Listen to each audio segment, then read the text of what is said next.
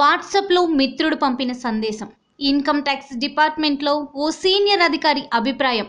బ్యాంకులో చిన్న డిపాజిట్లపై ఎలాంటి ఆంక్షలు, ఇబ్బందులు ఉండవు. 10 లక్షల వరకు డిపాజిట్లపై ఎలాంటి చర్యలు ఉండవు. ఇలా చిన్న చిన్న డిపాజిట్లను స్క్రూటినీ చేసేంత సిబ్బంది మన ఐటీ శాఖ దగ్గర లేదు. గతంలో డిఫాల్టర్లు అని తేలిన తర్వాత కూడా అందులో కేవలం 15% మందిపై మాత్రమే చర్యలు తీసుకోగలిగారు, ట్యాక్స్ వసూలు చేయగలిగారు. ఒకవేళ ప్రభుత్వం ఒత్తిడి చేసి చర్యలకు ఆదేశించినా స్క్రూటినీ చేసి నోటీసులు జారీ చేసేందుకు 2 సంవత్సరాలకు పైగా పడుతుంది. ముందు 3 నోటీసులు ఇస్తుంది. ఒకసారి ప్రత్యక్షంగా హాజరై నీకు వచ్చిన డబ్బుకు లెక్క చెప్తే కేసు క్లోజ్. లెక్క చెప్పలేకపోతేనే ఫైన్ వేస్తారు.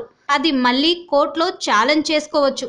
సో కోట్లలో సంపాదించినోడు భయపడాలి, అంతేకాని సామాన్యుడికి ఫికర్ లేదు. కావున నిర్భయంగా 500, 1000 రూపాయల నోట్లు బ్యాంకుల్లో డిపాజిట్ చేసి కొత్తవి మార్చుకోండి.